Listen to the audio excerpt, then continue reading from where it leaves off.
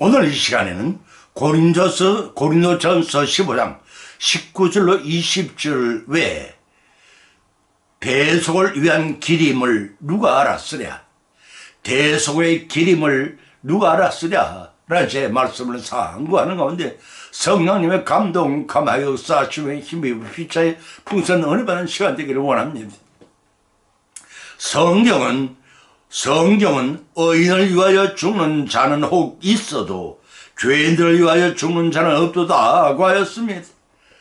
그런데 독생하신 성자 예수님께서는 성육신하시고 지상사역을 다 마친 이후 의인들이 아니라 죄인들을 위해 예루살렘 성에 입성하셨습니다. 처형당할 십자가가 기다리고 있는 줄 아시면서 예수님은 우리의 죽을 죄를 대속하기 위해 예루살렘 성으로 향하셨습니다. 종려나무를 가지를 꺾어 흔들며 열렬히 환영하는 군중들이 호산나를 연호하는 소리를 들으며 예수님의 어린 나귀를 타시고 입성하셨습니다. 오늘은 바로 그 종려주일입니다. 열광적인 군중들이 환호성 속에 들던 제자들과는 달리 예수님은 십자가에 지실 일을 생각하셨습니다. 이 시간에는 세 가지 말씀을 성경의 발차의 본으로 삼고 상고하는 가운데 성령님의 감동, 감화, 역사하심의 힘입어 피차의 은혜를 받고 받은 은혜를 실천하시면 복받는 귀한 시간이 되시기를 예수님의 이름으로 간절히 축원을 드립니다. 첫 번째는 하나님과 인간의 화목을 위함이셨습니다. 로마서 5장 10절로 11절 찾으면 기록하기를 곧 우리가 원수 되었을 때 그 아들의 죽으심으로 말미암아 하나님과 더불어 회복이 되었은즉 더욱 그로 말미암아 진노하심에서 구원을 얻은 것이니라. 이뿐 아니라 이제 우리는 화목을 얻게 하신 우리 주 예수 그리스도로 말미암아 하나님 안에서 또 절구하느니라고 하였습니다. 왜 예수님께서 화목 제물이 되셔야 했는지를 먼저 밝힘으로 하나님과 인간 사이의 원수 관계가 왜 형성되는지 이해가 됩니다. 하나님은 태초의 사랑 아담에게 낙원을 맡기시면서 천지 만물의 대번자요 그들을 하나님을 대신해 다스린 만물의 영장으로 권세도 주셨습니다. 그런데 어느 날 마귀의 유혹에 빠져 건다는 열매를 인선업과를 따먹어버려서 하나님 말씀을 어긴 원죄를 저지르고 하나님이 주신 만물의 통치권을 사탄에게 갖다 바치는 타락으로 말미암아 그의 노예로 전락했습니다. 그로 말미암아 하나님의 저주를 받고 마침 에덴 낙원에서 축출당하고 말았습니다.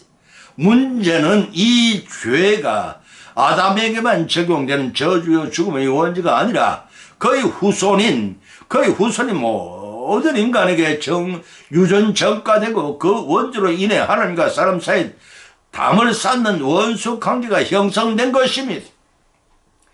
그 이후로부터 하나님과 인간 사이에 영원한 영적 존재가 끊어져 저주 아래 죽어갈 수밖에 없게 되었습니다. 그러나 긍휼하신 하나님께서는 가죽 옷을 지어 입히시고 여자의 후손인 예수님을 보내어 구원하실 것을 창세기 3장 15절이 원시 복음에서 밝혀놓으신 대로 독생하신 아들 예수 그리스도를 화목제물로 보내주셨는데 그것이 곧 성자의 성육신의 경우입니다. 원죄를 유전 전가하던 사람들에게서는 무죄하고 흠없는 제물 될 만한 제물감이 없었고 하나님과 사람 사이에 중재할 많은 자격을 갖춘 중재자도 없었습니다. 때문에 자원하셔서 무죄무하신 성자 하나님께서 사람의 몸을 입고 화목제물로 오신 것입니다. 화목으로 번역된 헬라 원어에는 두 개의 단어가 있습니다. 가달케라는 의미는 양자의 부편에 든 각이 어떤 대가를 치름으로써 한정되고 회복되는 것을 말합니다. 또 다른 힐라 스테이오스라고 하는데 주로 재물을 드림으로 신의 마음을 위로하고 진노를 돌이킨 것을 뜻합니다. 따라서 화목이란 2차적으로 어떤 대가를 치름으로써 양간의 관계를 회복합니다. 이는 그리스도의 십자가 대속의 죽음을 통하여 하나님께 죄인에 대한 진노를 돌이킨 사실을 가리키는 데 사용됩니다. 본문에서는 본문과 같이 그리스도께서 죽으심으로 우리가 하나님과 화목하게 되었다는 것은 두 가지 의미를 가지고 있는데 그 첫째는 아담의 첫째 아담이 범죄로 말미암아 깨어졌던 하나님과 인간의 언약관계가 둘째 아담 그리스도께서 첫째 아담에게 파기한 언약의 형벌을 다 받으심으로 인하여 회복되었음을 의미합니다. 그 두 번째는 아담의 원죄를 물려받은 전 인류가 계속해서 하나님을 대적하고 그 뜻을 거스려 범죄했지만 예수님께서 그 모든 죄의 대속을 십자가 형벌을 통해 치르셨습니다. 그 결과 죄인들을 향한 하나님의 진노를 멈추게 하고 성령을 보내주신 하나님과 친밀한 교제를 갖는데 화평을 누리도록 하셨습니다. 본문 10절에서도 그 사실에 대해서 사도 바울은 피력하기를 우리가 원수 되었을 때 그 아들을 죽이시면 하나님과 더불어 화목되었은즉 그의 살아심으로 인하여 구원을 얻은 것이라고 하였으며 여기서의 원수 되었을 때란 선악과 범죄로 하나님과 영적인 관계가 단절된 상태를 가리킵니다. 다시 말해서 하나님의 축복에 소외된 상태에서 세상 권세를 잡은 사탄과 야합하여 하나님께 대항하는 위기에 있을 때를 말합니다. 참으로 기가 막힌 일입니다. 하나님의 영상을 지원받은 인간이 대적과 야합한다는 것은 하나님과 원수될 수밖에 없었습니다. 그렇지만 그러한 원수 관계까지도 긍휼히 여기셔 구원의恩총을 베푸신 자비의 하나님이실 우리는 아셔야 합니다. 그것은 인간의 이성은 도저히 이해하기 어려운 구원의 섭려 더더구나 독생하신 성자를 사람의 몸을 입혀 세상에 보내사 죄인들의 대속죄민이 되게 하신 일이겠습니까? 히브리서 9장 22절에서 밝게 기록하기를 율법을 쫓아 거의 모든 물건이 피로써 정결케 되나니 피 흘림이 없이는 죄사함이 없느니라고 밝혀놓고 있습니다. 본문은 예수 그리스도께서 우리의 죄값을 속량하기 위해 십자가에서 보혈을 흘려주심으로 하나님과 화목하게 되었고 거의 살아심으로 구원을 얻은 것이냐고 하였으니 여기서 하나님과 화목하게 되었다는 것은 예수님의 화목 제물이 제물로 바쳐지심으로 원수되었던 하나님과 사람 사이 화평하게 되었다는 뜻이고 살아심으로 구원을 얻었다는 것은 부활하심으로 죽어가던 우리도 부활의 은혜를 입게 되었다는 뜻입니다. 본문 11절에서는 이뿐 아니라 하나님이 와서 절구하느니라고 하였으며 하나님이 와서 절구한 이유와 세 가지가 있는데 살펴보면 첫째는 영원한 죄 가운데 죽을 수밖에 없던 자들이 예수 그리스도의 구원소의 사역에 힘입어 죄를 제 문제를 깨끗이 정산하고 하나님과 화목하게 되었기 때문입니다. 그 두 번째는 하나님이 자신의 주로 섬기게 되었을 뿐만 아니라 장차 그분의 영광 참여할 수 있게 되었기 때문입니다. 그 세 번째는 십자가에 죽으셨다 부활하신 예수님께서 우리 궁극적이고도 완전한 구원을 보장해 주시기 때문입니다. 이러한 사실은 그리스도께서 점 하나 흠 하나 없어진 거룩하신 부드로 베드로전서 2장 19절 말씀입니다. 죄인들을 위하여 죽으심으로 하나님과 원수관계를 소멸케 하신 것입니다. 예배서 2장 16절에 왔습니다. 그것은 새로운 언약관계 회복과 계속적인 교제로 하나님과 우리가 화평을 누리도록 하신 것입니다.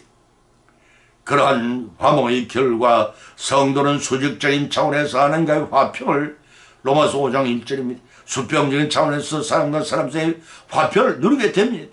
에베소 2장 13절 왔습니다. 이제 예수님이 예루살렘의 성에 입성하신 목적이 무엇인가 자명해졌습니다. 그것은 하나님과 인간 사이의 화목을 위함이셨고 그 화목을 통하여 영설 조시간 함인 것을 깨닫고 세세 무공토록 감사와 참여 영광을 돌려드리는 우리 모두의 성의 삶이 되시기를 예수의 이름으로 간절히 축을 드립니다. 두 번째는 부활의 첫 열매가 되기 위함이라고 했습니다. 고린도전서 15장 1절로 15장 19절 20절을 찾아보면 기록하기를 만일 그리스도 안에서 우리의 바라는 것이 다만 이 생뿐이면 모든 사람 가운데 우리가 더욱 불쌍한 자리라. 그러나 이제 그리스도께서 죽은 자 가운데 다시 살아 잠자는 자들의 철매의 열매가 되셨도다 하고 밝히 기록해놓고 있습니다. 그리스도의 부활은 성도들에게 있어서 구원과 믿음의 근거가 되는 중요한 사건입니다. 때문에 성도들이 자신이 갖는 믿음의 본질적인 근거가 무엇인지 대상은 누구인지를 다시 점검해보고 참된 기초 위에 세워진 믿음 생활을 해야 할 것입니다. 만일 성도에게 그리스도의 부활을 통한 구원과 영생과 소망이 없다면 모든 삶은 무가치한 것이 될 것입니다. 그러나 우리에게 부활의 확신에 찬 소망이 내재되어 있기 때문에 일시적인 이스라엘 삶에 미련을 두지 않고 오직 영원한 하늘나라의 삶을 영원하는 것입니다. 그리스도의 부활이 확실한 역사적 사실임에도 부활을 부인하는 자가 있다면 그것은 곧 그리스도를 부인하는 것이 되는 것입니다. 그래서 보면 19절은 기록하기를 다만 이생뿐이면 모든 사람 가운데 더욱 불쌍한 자라고 하였습니다. 이 말씀을 때는 부활하지도 않는 그리스도를 바라보는 것이 전부라면 그 어떤 세상 사람들보다 그를 믿는 자들이 가장 허망할 것입니다. 그리스도인은 자기 십자가를 지고 세상을 부인하며 그리스도를 쫓아가는 자들입니다.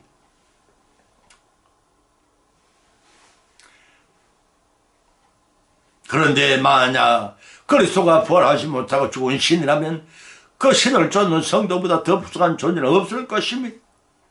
이방의 신을 쫓는 자들은 죽은 신을 쫓지만 세상을 부인하지 않습니다. 부활이 없다는 이방 신을 쫓는 자들도 세상을 부인하며 예수님을 구주로 믿고 따르는 성도들이 더 가련하고 불쌍할 수밖에 없을 것입니다. 보면 20절에서 그러나 이제 그리스도께서 죽은 자 가운데서 다시 살아 잠자는 자들의 천일만 되시다라고 밝혀놓고 있습니다. 그래서 여기서 죽은 자의 가운데서 다시 살아나는 의미는 그리스도가 죽지 않았거나 또 죽었으나 부활하지 않은 것을 부활한 것처럼 꾸민 것이 아니라 뜻입니다. 십자가 위에서 로마 병의 창에 찔려 확인 사살까지 당하셨습니다. 그러나 예수님은 완전히 죽은 자 가운데 사흘 만에 사망의 권세를 이기시고 부활하심으로써 잠자는 자의 첫 열매가 되신 것입니다. 여기서 잠자는 자의 첫 열매는 가나안에 도착한 이스라엘 12지파가 수확한 첫 열매를 하나님께 바치기를 염두에 둔 개념입니다. 따라서 첫 열매를 드린다는 것은 곧이어서 큰 추수가 있게 될 것을 의미하는데 이런 첫 열매 대심으로 예수를 믿는 자들이 뒤를 따라 이거저 부활하게 될 것이라는 암시인 표현입니다. 이제 예수님께서 예루살렘에 입성하신 목적이 무엇인가 자명했습니다. 그것은 부활의 첫 열매가 되심으로 믿는 성도들도 그와 같이 부활하게 될 것을 암시한 것입니다. 이런 믿음으로 세상을 떠나는 날부터 저 전성에 들어 영생복을 누리는 그날까지 그 말씀을 믿고 이를 순종하여 성취해 나감으로써 하늘의 복을 다 받고 누리시기를 예수님 이름으로 축원을 드립니다. 세 번째는 중보자 영원한 대제사장이 되기 위함이라고 하셨습니다. 디모데전서 2장 5절을 찾아보면 기록하기를 하나님은 한 분이시요 또 하나님과 사람 사이의 중보도 한 분이시니 곧 사람이신 예수 그리스도라고 하였고 히브리서 5장 7절 10절에서는 그는 육체에 계실 때 자기를 죽음에 능히 구하실 이에게 심한 통곡과 눈물을 강과 소원을 올렸고 거의 경외하심을 인하여 들으심을 얻었느냐.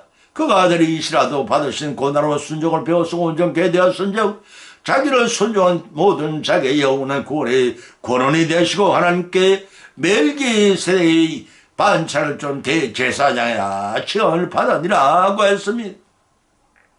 보면 디모데전서 2장 5절의 말씀 우리의 중보자요 영원한 대제사장 예수님은 사람의 몸을 입고 이스라엘에 오시기 전에는 삼위일체 제2위의 성자 하나님이셨습니다. 그렇지만 창세전에 이미 계획하신 인류 구속 사역을 성취를 위해 대속과 화목의 제물로 사람의 몸을 입고 오신 그리스도이라는 뜻입니다. 그런 의미에서 예수님이 이 세상에 오신 목적은 인류 구속 사역과 하나님과 사람 사이의 중보 사역과 사제연중을 제정하시고 중보 기도하시는 대영원한 대제사장으로 사역이라고 했습니다. 보면 히브리서 5장 7절 10절에서는 대제사장으로서 자격에 언급하고 있는데 대제사장이 되려면 두 가지 필수인 자기를 갖춰야 합니다. 그 중에서 하나는 사람이 대표가 되기 위해서는 반드시 사람이어야 한다는 것입니다. 다른 하나님께 나아가기 위해서는 하나님의 임명이 있어야 한다는 것입니다. 그런데 예수님은 성육신 하심으로 첫째 요건을 갖추셨고 또한 하나님이 영원히 하나님과 인간 사이 중보하는 대제사장 임명되시로 두 번째 요건을 갖추셨습니다. 그뿐 아니셨습니다.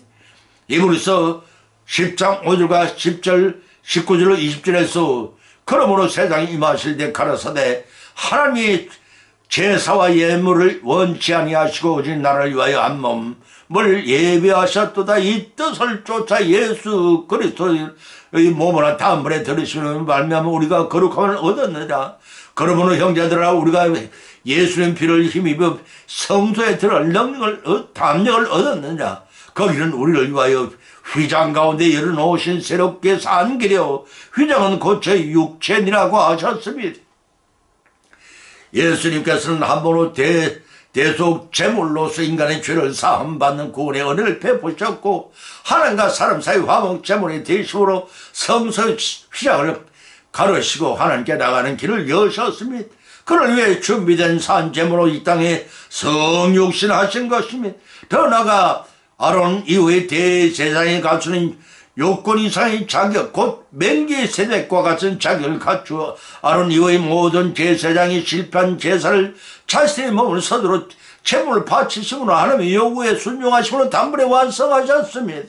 히브리서 7장 27의 말씀이 결국 자기 백성을 구하시는 직무를 완수하셨을 뿐만 아니라 영원한 대제사장으로서 사제 은총과 중보 기도의 사역을 담당하시기까지 하셨습니다.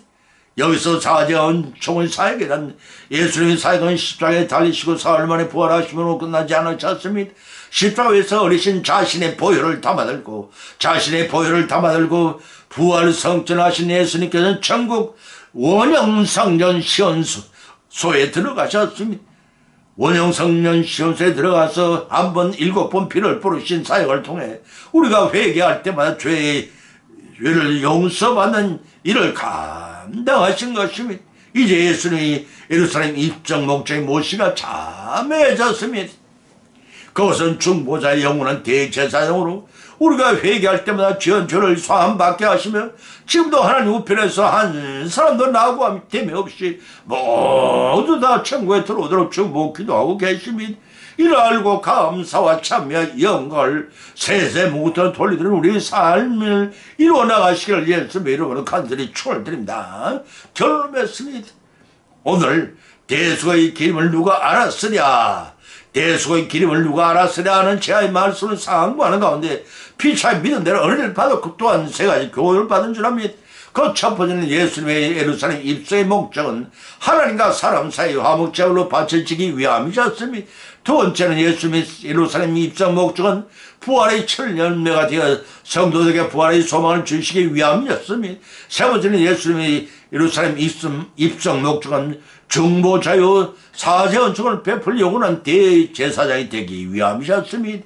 이러한 교훈의 말씀을 받은 것으로 거치지 마십시다. 우리의 실생활 가운데 받은 말씀 실천하고 저기함으로써 믿음의 나날에 성숙되어서 예비하신 하늘의 복을 다 받고 누리시기를 예수님의 이름으로 간절히 축원을 드립니다. 찬송은 380장을 올리겠습니다.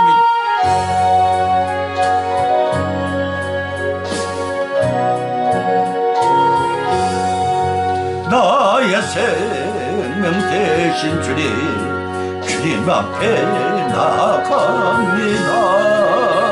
주님 흘린 보혈을 정케 하사 받아주소서. 날마다 주님 찬송합니다. 주님 사랑 줄로서 나를 굳게 잡아 매소서. 괴로운 세상 지날 때 나를 인도하여 주소서. 주님 믿고 나가며 나의 길을 잃지 않겠네. 날마다 주님 찬송하겠네. 주님 사랑 줄로서 나를 굳게 잡아 매소서.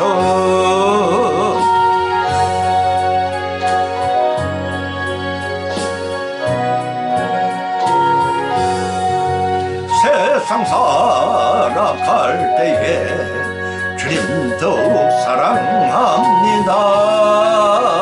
밝고 빛난 천국에 나의 영혼 들어가겠네. 날마다 주님 찬송하겠네. 아멘. 주님 사랑 줄로서 나를 굳게 잡아 매소서. 아멘.